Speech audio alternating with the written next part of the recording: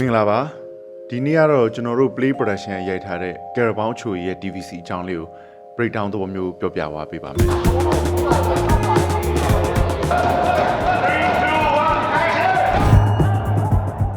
်ဒီကြော်ညာမှာကျွန်တော်တို့ location 5ခု setting 5မျိုးပေါ့နော် wardrobe တွေလည်း change တယ်တူတဲ့ setting 5ခုနေရာမျိုးရိုက်ခဲ့တာ shooting day 2ရက်နဲ့ကျွန်တော်တို့ရိုက်ခဲ့တယ်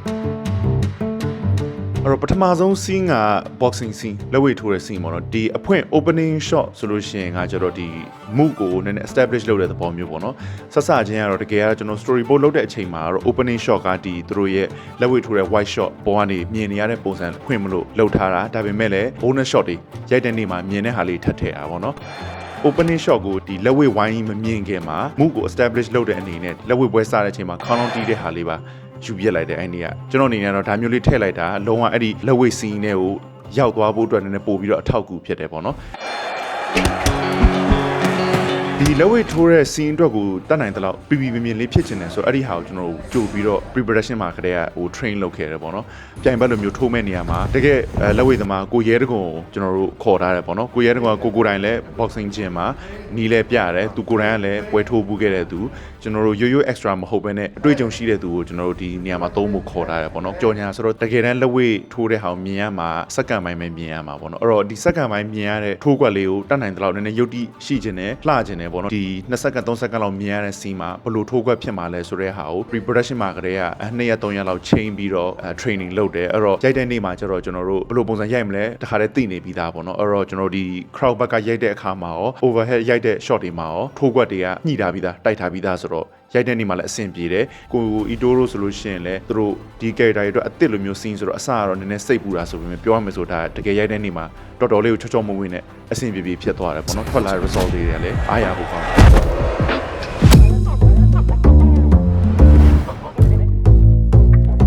်နောက်စီးကကျတော့ဒါကကျတော့သူတို့ဒီဆိုင်ကယ်ကိုတောင်စီးဒါလည်းဦးညီထွတ်ကောကိုကြီးတို့ဆိုင်ကယ်စီးနေကြသူတို့နှစ်ယောက်လုံးက rider တွေဆိုတော့သူတို့ရဲ့ mood တွေဘာတွေကတော့ကွက်တီပဲဒီမှာအမှတ်တရကတော့ဦးညီထွတ်နဲ့ကိုကြီးတို့ကျေးဇူးတင်တာပေါ့နော်ကျွန်တော်တို့ဒီ production design အတွက်ဆိုင်ကယ်ရှာတဲ့အချိန်မှာသူတို့ဘက်ကပဲလက်လိုက်လျော်နဲ့သူတို့ဆိုင်ကယ်ပါထည့်သုံးလိုက်တော့အဲ့သူတို့ဆိုင်ကယ်တွေမိုက်ပြီးသားဆိုတော့ production design မှာလုံးဝတစ်ခါတည်းဆိုင်ကယ်အလန်းတွေအကောင်းစားတွေသုံးလိုက်ရတယ်တခုလေးထည့်ပြောမယ်ဆိုလို့ရှိရင်ကျွန်တော်ဒီ storyboard စဉ်းစားတဲ့အချိန်မှာပေါ့နော်ဤတို့ကမောပန်းနေတဲ့ပုံစံနည်းနည်းလို့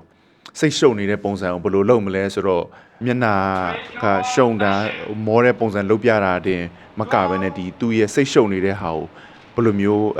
visually တခုပြမလဲဆိုတော့စဉ်းစားတဲ့အချိန်မှာဤတိုကဆိုင်ကပြင်တို့လုံနေနေစိတ်ညစ်ပြီးတော့သူအလိုကွာကိုလွှင့်ပစ်လိုက်တဲ့ပုံစံမျိုးထည့်လိုက်တယ်ဒီသူမောပန်းနေဆိုတဲ့ဟာကိုဒီတိုင်းမျက်နှာအမူအရာတစ်မျိုးတည်းနဲ့မဟုတ်ဘဲနဲ့ရုပ်အပြင်လို့ပြစ်ချလိုက်တော့ဘောင်းဆိုအတန်တွေပါလဲပါတာပေါ်တယ်ဆိုတော့အဲ့ဒီမူကပို့ပြီးတော့ရောက်တယ်ပေါ့နော်အဲ့ဒီမှာလည်းအဲ့လိုမျိုးရှဖြစ်တဲ့အတန်တစ်ခုပါတယ်ဆိုတော့ကျွန်တော်တို့လှုပ်ရတာလဲပို့ပြီးတော့ကြွားတယ်အဲ့ဒီမှာကိုရောစိတ်ပါအားရင်နေကုန်ခန်းနေကြတယ်ပြီးတော့ဒီ shot ပြီးနောက်တစ် shot ကိုတောင်နဲ့ထွက်တဲ့ scene ကျွန်တော်လိုချင်တာက dramatic ပိုဖြစ်အောင် shadow အကြီးလိုချင်တာအဲ့ဒီနေ့ကကျွန်တော်တို့ 12Kမီအကြီးနဲ့ထိုးတာပေါ့နော်ဒါပေမဲ့ဖြစ်ချင်တော့အမှတ်တရကတော့ရိုက်နေနဲ့ဟိတက်ပြီးတော့မီးကပြတ်သွားအမှခဏတစ်ချက်ထိုင်ဆောင်လိုက်ရကျွန်တော်တို့မှအကုန်လုံး crew တွေပါဝိုင်းပြီးတော့အေးအောင်ဆောင်ပြီးတော့အမှပြန်ရိုက်ရတာပေါ့နော်ဒါပေမဲ့နောက်ဆုံးတကယ်နဲ့ရိုက်ခဏကျတော့မီးပြန်လာတယ်ကျွန်တော်လိုချင်တဲ့ shot ရသွားတယ် Vitamin B12 နဲ့ Touring Power နဲ့ Carabao Co-op product scene မှာကတော့ဒီ consumption shot ကိုဒီတော့တောက်ပြတယ်တောက်ပြတဲ့အချိန်မှာထုံးစံတိုင်း hero shot ပုံစံမျိုးဖြစ်မယ်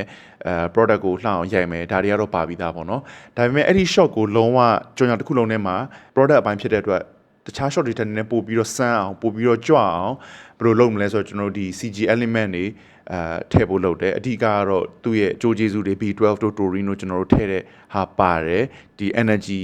တစ်ခုလုံးခန္ဓာကိုယ်ပြန့်သွားတဲ့ပုံစံမျိုးထည့်မယ်ဆိုတဲ့ဟာတွေပါတယ်ဘာထက်လှအောင်လုပ်ရင်ကောင်းမလဲစဉ်းစားကြည့်တော့ကျွန်တော် background ပေါ့နော် background ကအရှင်းဖြစ်နေသေးတယ် background မှာပို့ပြီးတော့ကြွအောင် dynamic ဖြစ်အောင်လုပ်မယ်ဆိုပြီးအဲ့ဒီ energy ray တွေ light ray တွေထည့်ဖို့စဉ်းစားမိတယ်အဲ့ဒါဆိုလို့ရှိရင်လည်းကျွန်တော် reference ပြပြီးတော့ CG artist နဲ့တွဲလုပ်တဲ့အခါမှာဒီထွက်လာတဲ့ result တွေကလုံးဝမှန်တဲ့အတိုင်းကွက်တီရတယ်ဆိုတော့အမှလည်းတော်တော်အားရတယ်